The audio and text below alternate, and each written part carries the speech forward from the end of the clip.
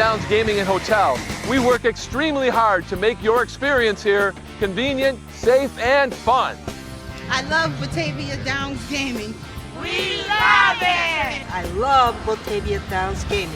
We don't just like Batavia Downs Gaming, we love Batavia Downs Gaming. Batavia Downs Gaming, Hotel, and Racetrack. We not only want you to like coming here, we want you to love coming here! Folks, in case you are deaf, dumb, blind, or living under a rock, this is not the show where you're wrestling with your conscience. It's not the show where you're wrestling with your budget. This is wrestling with emotion. And we're coming off a crazy Dynamite Raw. We got Saturday night main event on tap this weekend, as well as AEW Double or Nothing. A lot happening in the world of wrestling. And as always, each Wednesday, we are here to talk about it and wrestle with emotion. Brought to you by the region's premier gaming destination, Batavia Downs. Just missed the Preakness, but can always go and win more, lots more in Batavia at the Downs. Let's get the panel in here. Your friend, my friend, our friend, Jake Micah, and the head of the table, Michael Partherman. By God, that's Maniac's music. Where did he come from? He's not supposed to be here. Not a left. He wasn't scheduled tonight. Good evening, boys. Live on the program. Shout out you guys for firing this up. Super excited. I mean, let's face it. Wrestling has been good. There's some holes across the board. There's always going to be holes across the board. But we've got a big AEW pay-per-view, and we got a WWE Saturday Night main event on the horizon. Can't be upset about that. A lot on tap. Well, listen, guys, I might not necessarily be as hyped about things in wrestling as Triple H might be about Tyrese Halliburton versus Jalen Brunson. But I can promise you this, everybody. This is not a show, not only where we're not wrestling with our budget or our conscience, this is not a show that's going to get cut off 3/4 of the way through so that the final boss can come in to do his bullshit, to hype his movie. I felt the mana when my screen turned off and Black Adam turned on. Yeah, folks, also, in case you're living under a rock, the Saturday Night Collision was cut off early by none other than the final boss and Black Adam. In case you hadn't seen it, which you probably hadn't, if we're being quite honest with ourselves. And the news today, boys, that Dwayne is set to cast as like this like old oracle of sorts for this young fellow. Like what the fuck is going on? Are you kidding? Like, this guy is doing everything but show up in wrestling after he said you're just stick along for the ride that The Rock is taking you on. But I'll tell you somebody who is showing up to grace us with his presence, the voice of reason, Ernie Green. Oh, Big Pop. I would never leave you guys at the altar of the Elimination Chamber. I really appreciate that. Ernie, the gang's all here. What are your thoughts? I mean, obviously, it's not really a surprise. You've been against Dwayne from day one. I just kind of said, be careful what you wish for because you just might get it. Because even in the 2012, 2013 run that he had, there was rumblings that he was a pain in the to deal with then. Don't forget, he was supposed to start a program with Rock the day after WrestleMania 29, the Raw in New York City after he lost the belt to Cena, and he just up and left and claimed he had an injury without even really telling even Vince McMahon, and it kind of left them in a lurch even then. So this is not abnormal behavior from him. I mean, you guys know way more about movies than I do, and he's been rumored to be a pain in the neck on the sets and everything like that. So he's been very self-serving. Here's a question, really quick question, and I'll stop talking. What if I told you in 2021 that Dwayne would be hated in WWE, Triple H was in charge, and his closest ally is CM Punk? How would you have reacted to that? Like the night that he came out in Chicago, that wonderful introduction in AEW. I would say, to yourself? if you said that, I would say you're higher than Darby Allin is on Mount Everest right now. And you know what? I would have deserved it. My God. Ernie, I love you because you bring that perspective. 2021, after JR is going this building hasn't shook like this since Michael Jordan is. If you told me that right after that show, I would have been you're out of your goddamn mind. Speaking of JR, best wishes to him in his cancer treatment. Yes, we all wish the best for JR. Obviously, legend of the sport, the industry. Hope he gets well soon. Get well soon, JR. But boys, speaking of soon, this weekend, not only do we have Dynamite, it's Wednesday, and you know what that means, but big weekend on tap, not just for AEW, but in the world of wrestling as a whole. Saturday night's main event this Saturday. Where is this one taking place? Is this another Texas one? Oh, Tampa. Okay. Oh, sweet. Okay, cool. Dope location. Saturday night's main event. And we got a couple championship matches. And I think we're just going to go ahead and preview them now. But just any general discussion for the show. How do we feel about it? What's the feel on the Saturday main event product as a whole since WWE has reintroduced it? Jake, I'll start with you. That was going to be my biggest issue with it. Is it feels like it's been a pretty by the numbers affair, and that's kind of what Saturday night's main event has always been, right? Like, if you guys, I'm asking you that, Partham and Ernie, you guys watched more Saturday night's main events, I'm sure, than I have in my life, but this is like it's been paint by the numbers. There hasn't been a lot of like storyline shock. It's been pretty standard affair. Now this is a different animal this weekend though, because now the championship match isn't going to be too, at least in my mind, not going to be that exciting. The steel cage match is like a very much like big time house show main event. We need a big type match on here to sell this house show type thing, like whatever. But that tag match is real, like, to everything going on in story, and they could be really basic with it, and it could just be the good guys get a win over the bad guys and stand happy, and it could be really basic, or they could do something really fun and really noteworthy on this show. And I feel like eventually they have to do something, and I'm not even saying it's something specific on this show, but one of these shows they have to do something that is like a holy shit moment, like a swerve of a large proportion, because otherwise these shows don't matter. And you got them on fucking NBC, you got them on Peacock, like it's your biggest platform, and you're just putting out paint by the numbers slop, basically. Like nothing like Cody Rhodes, Kevin Owens from Saturday night's main event was honestly the biggest disappointment of a match for me. That's a match I was so excited for, and it felt like it was just like they went through the motions. And I get that you don't really have to put on like if you're on NBC, it's not like they want those guys out there doing death-defying shit, right? Like they're trying to put on their best. We know how WWE tries to act when they're trying to act like mature professional organization. So I get why they do it. I just want to see some more substance from the show. I want it to be. Couldn't agree more, Micah. They need to show out with this Saturday night main event. Let's say, like you said, the last couple have fallen very flaccid. It actually reminds me of the Saudi Arabia shows when they started, when things would happen on them, but there were basically no consequence. So where you could just miss those shows and be totally fine. But then Saudi Arabia pulled the amazing swerve of having Goldberg defeat The Fiend. And then you knew from that point you needed to watch every Saudi show. And that's the moment that this Saturday night main event needs. It needs a Goldberg Fiend moment to drive the viewers and make sure that those numbers are popping for the Fed. Yeah, I mean, this is pretty awkward position that NBC puts them in. I mean, they'll take the money and they'll take the additional shows, but they have to keep it somewhere between a collection of Raw main events and a PLE level event. I mean, it's essentially a minor PLE with commercial breaks in between. I mean, you get commercial breaks on Peacock as it is if you don't pay the right subscription fee. And it's 4 matches instead of 5 to allow the matches not to get interrupted too much. They can fit 4 matches within 2 hours rather than 5 matches within 3, work out the time differences. But yeah, I do think that the tag match is going to be the most interesting one coming out of it because there's a lot of more storyline threads attached to that. Jay versus Logan's pretty predictable. I mean, Logan Paul can give Jay Uso a good match. And it's nice that they've set up not 1 but 2 possible challengers lining up and saying they're coming after the World Heavyweight Championship and making it seem more important. Drew Damian feels like it should be the blow-off, the cage match. And not that we're giving predictions on this because it's not an official PLE, but I feel like Damian's going to get his win back after Drew beat him at WrestleMania. And especially reports are saying that WWE is pretty pleased with Damian Priest apparently having to work through so many injuries to keep this feud going.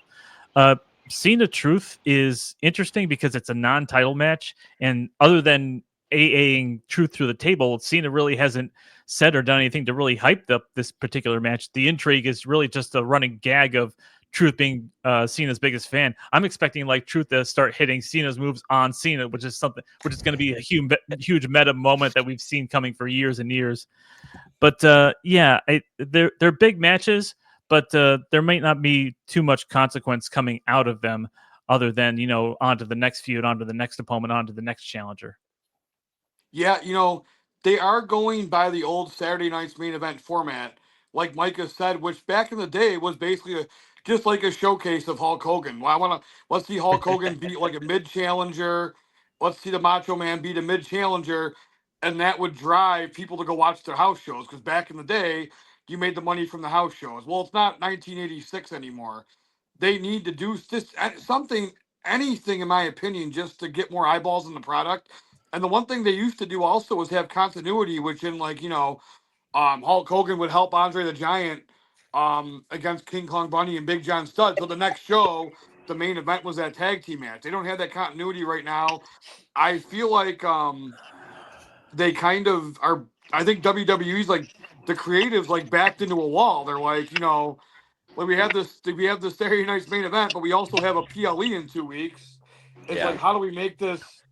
How do we make this show good and also sell our PLEs? I mean, I think there's only ever been 2 title changes ever on Saturday night's main event.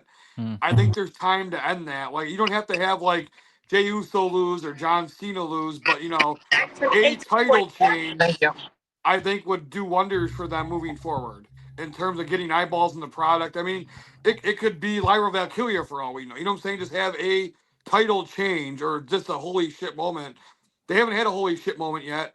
And Saturday night's main event had some, even though there weren't any title changes. Like the Mega Powers formed on Saturday night's main event, and good point. they had. And what's that? I said good point. Good point. Sorry. Yeah, you know what I'm saying? Like, they don't have to have the title, but they need to have like something to get them. And Jesse Ventura, I love Jesse Ventura, and he was great on commentary, but just having his commentary for one match isn't enough to keep the eyeballs in the product, in my opinion. Somebody call the so Hebner great. twins.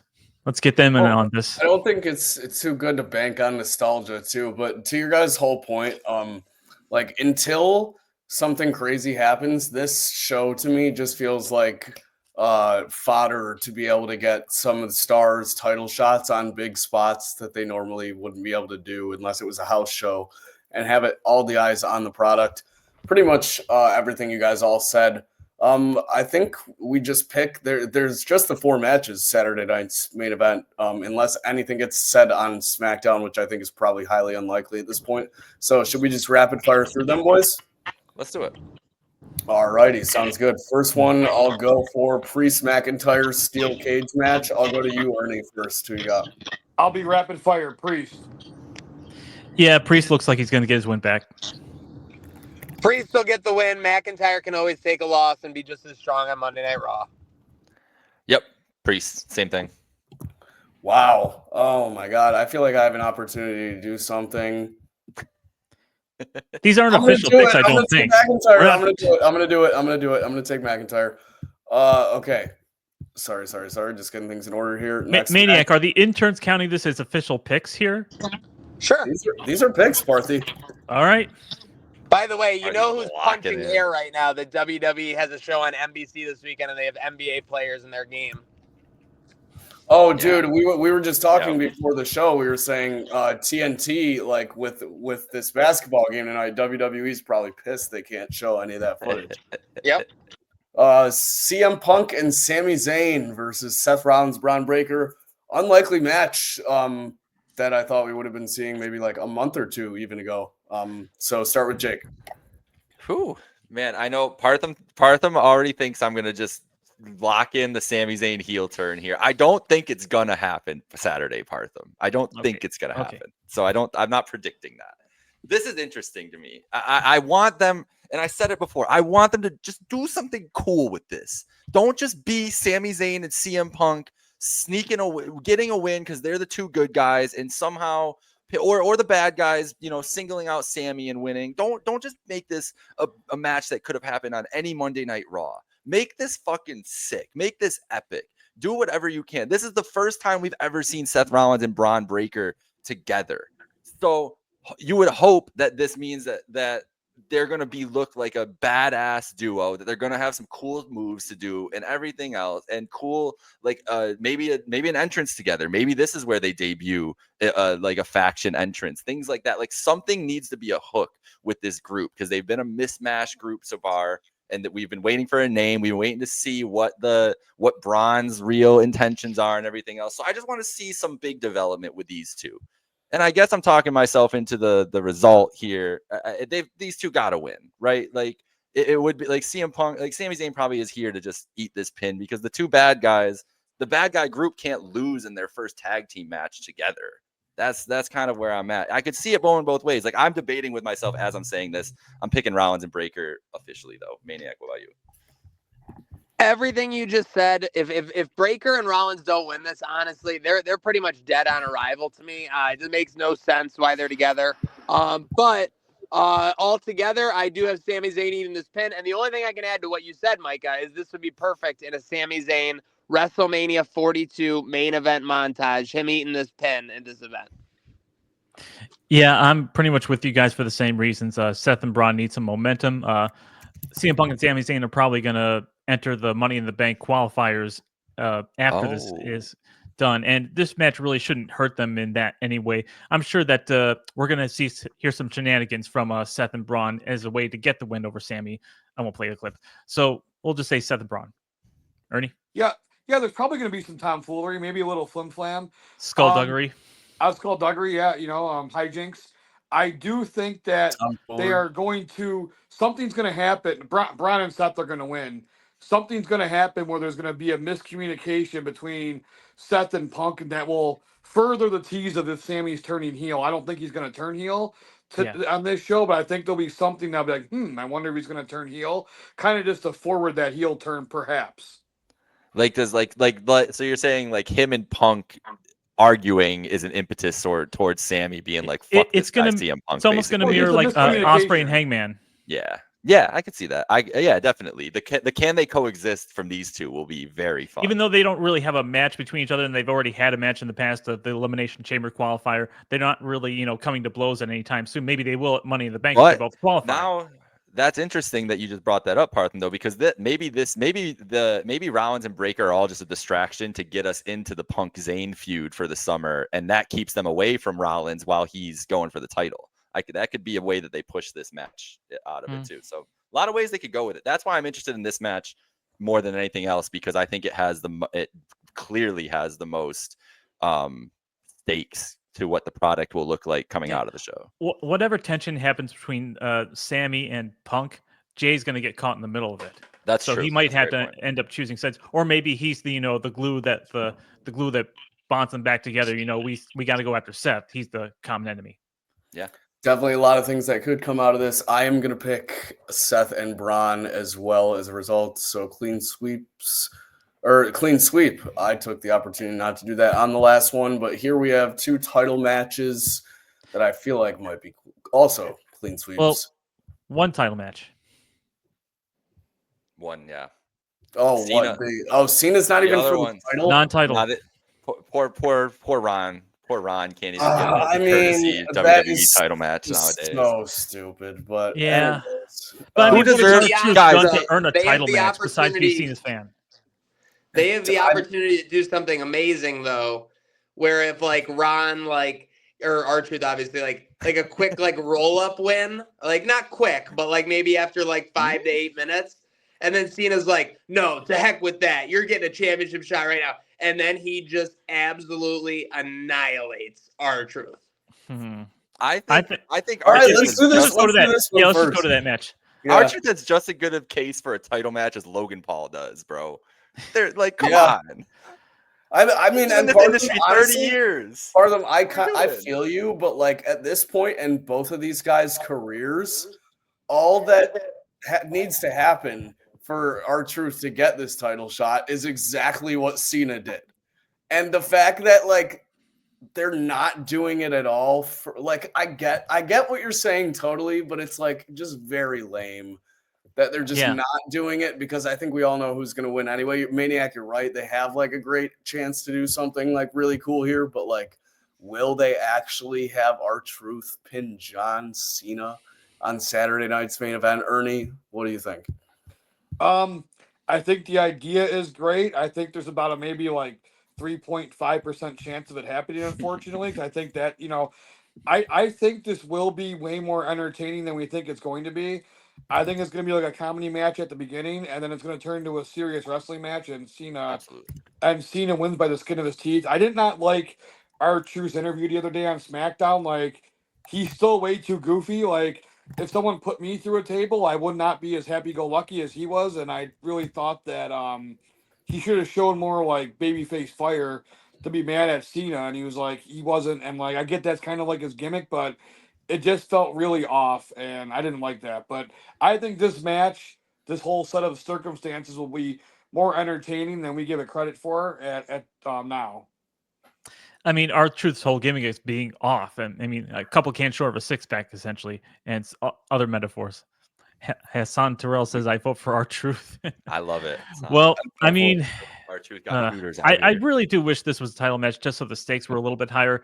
But I don't think we need to have a fluke roll-up pin to have John Cena, goad him into a title match. I think one way or the other, John Cena is going to make a relatively short work of R-Truth, and then he's going to hold the title up. He's going to fake, walking out, and then he's just going to AA him through a table and beat him up some more just to prove a point, just to shut R-Truth up and get the heel heat that we've been waiting for, that we've been calling for Cena, bloody up R-Truth. Man, I don't think they're going to bloody him up on Saturday night's main event on NBC and a national audience. But yeah, Cena's probably going to make a statement with R-Truth. Maniac, what do you got? Yeah, Cena wins or retains or however you want to do it. Yeah, I mean, if R-Truth wins, I'll take the 0-1 on the record. But yeah, altogether, I guess I'm just thinking like if there's anything funny they could do, I just see it being kind of basic. And at the end of the day, though, you do always get more out of R-Truth than it sounds like it should be on paper. So I expect I'll be surprised.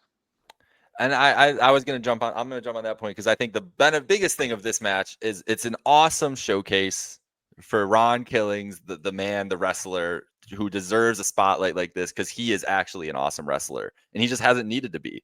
Like really, he's great in his role, but he's been a great wrestler through his career, and I think he can turn back the clock here a little bit and put on another really really good match where people are like, damn, I didn't know R-Truth could do that. So I'm excited to see what he does. But yes, Cena probably winning and probably beating the crap out of R-Truth after the match too. Yeah, I penciled in Cena for all of us before you guys even answered, just to show the transparency there. I do want to see R-Truth hit the 5-knuckle shuffle on John Cena at one point during this match, just for the pop. But yeah, Cena obviously. He's going to try, but I think Cena will screw him up when he tries. This will be good though, Jake. You're right. A lot of the young folk are going to be exposed to R-Truth as a legitimate wrestler for the first time, and they're going to be in for quite the shock. And they might be in for quite the shock with this match as well. Jey Uso versus Logan Paul. I know I was kind of shocked when this came to fruition. Yeah, Jake, thoughts? You want my thoughts on this match? I do. I hope they give him that Logan Paul deserves the title shot just about as much as R-Truth. So that's why I'm going to you first. Yeah, that's fair. I did say that. I think this match, I hope it gets like 8 minutes. I hope it's a lot of yeet spamming and super kicks, and I hope they get out of here. I really don't. I don't know. I don't anticipate this being crisp work, and I think it still can be entertaining. I'm not saying it's going to be a bad match, but I think the way you have to structure this match is it has to be quick, big moves, like almost right away, like almost. You know how they did the why am I blanking on this dude's name? Oh, because he's a redacted name. Redacted versus Goldberg at the Survivor Series a couple years. Was it the Survivor Series or the WrestleMania match I'm thinking of, where it was like 6 minutes of just a car crash where they were just like spearing each other through things and just running around like that. I want that match. Obviously they can't do the physical stuff, but these guys can't go 15-20 minutes. That's what Sammy and Punk versus Braun and Seth is for, is to do the heavy lifting of the wrestling. This needs to be box office. This needs to be just aura filled, like aura spamming, all the stuff that I really don't want to see. And Jey Uso needs to fucking win this match, please. Like, please. Yeah, I don't know that Brock Lesnar is necessarily a name redacted like certain other people we can mention in recent and very past events. Down goes Paul is the comment. Yeah, I mean, it's going to be. I don't consider Logan Paul, as much as he's great at making moments, making viral moments. You know, filming himself while he dives off of a table or a ring post or something. It's going to be a spot monkey man. It's going to be super kicks and spears and splashes all around. And you know, just get in, do your spots, and get out. And Jey Uso should retain. Ernie, what do you got? I mean, Logan Paul. I'm wrong sport. Logan Paul. He's meant to be there to almost beat champions and to really get the people wondering. To get the people wondering, like, is he going to win? People are there's a contingent of pro wrestling fans who would lose their minds if he won the championship. So he's going to get as close as he possibly can without winning, similar to what he did with Roman Reigns in Saudi Arabia. But I mean, Jay's going to win this. Yep. So clean sweep across the board on that too, and at least the title is actually on the line in that match. But we shall main event Jey Uso on NBC. How the hell? Like, this is a crazy timeline, guys. I'm happy for him, but it's just insane. I'm happy for him too. It is quite insane, and I would not have expected he's main eventing against Logan Paul of all people.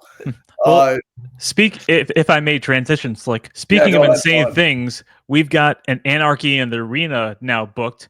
They don't exactly have a definitive list of participants because I think the baby faces are a little outnumbered on the men's side, and it hasn't been made clear if the women are going to be involved. Yeah, are going to be involved officially in the match. Marina Shafir and Willow Nightingale. Yes.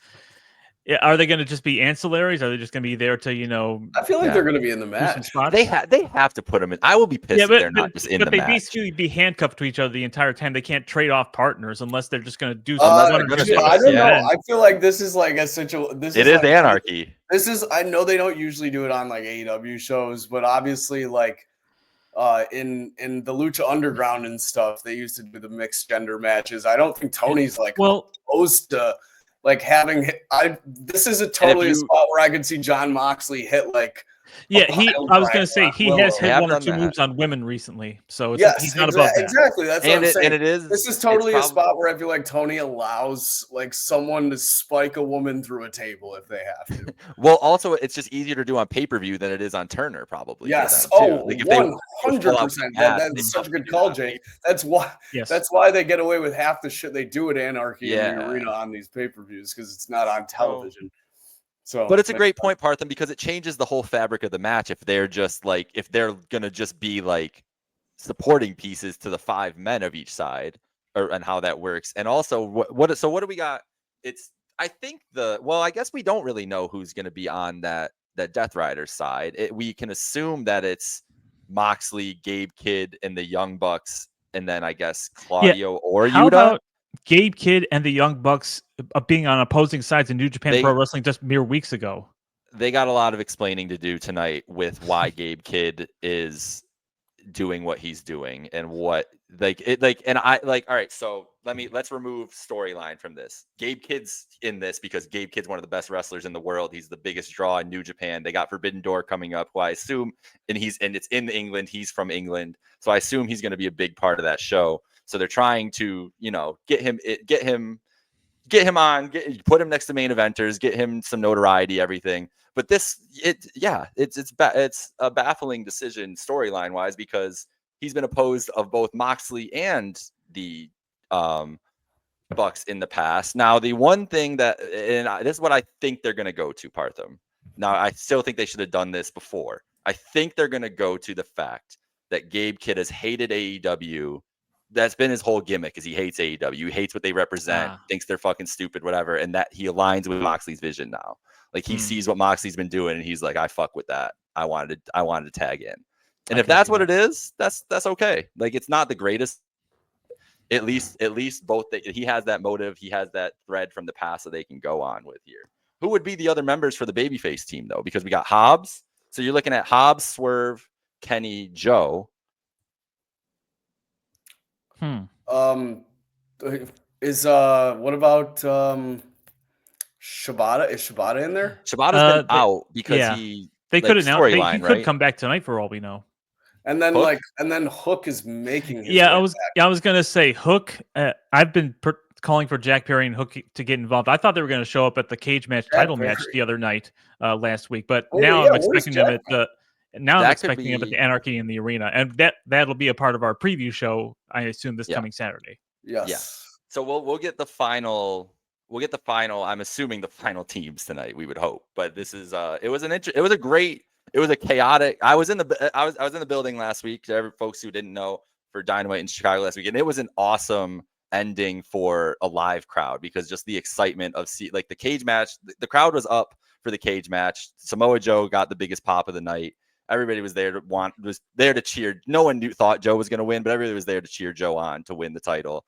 And then, honestly, the biggest thing that was happening during that rumbling was everybody. Once the beatdown starting, you started hearing murmurs in the crowd, guys. Like, oh, where's Swerve? Where's Swerve? Oh, we know Swerve's about to come out. And then you start hearing like, whose house from people? Like, people were like just like waiting for Swerve.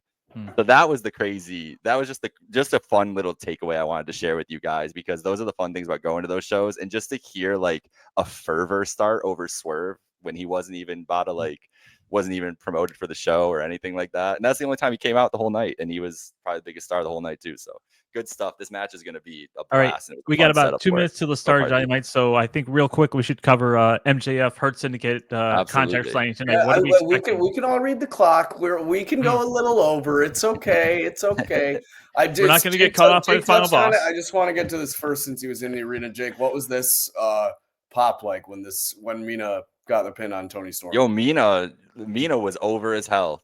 People wanted Mina. We want Mina. Thing. People were excited, and just excited to see this match, and then seeing Tony and the Tony Mina interactions were electric. But also, if Samoa Joe and Swerve were the biggest pops of the night, Tony Storm was third, and it was very, very close, because that woman, she can do whatever she wants with this crowd. So this is going to be an awesome match. And you know why they're putting this match on? The reason I wanted this match on here is we will know about Mariah May. If Mariah May is leaving AEW, she's not going to show up during this match at all. If she signed a deal, she's going to be a part of this match in some way.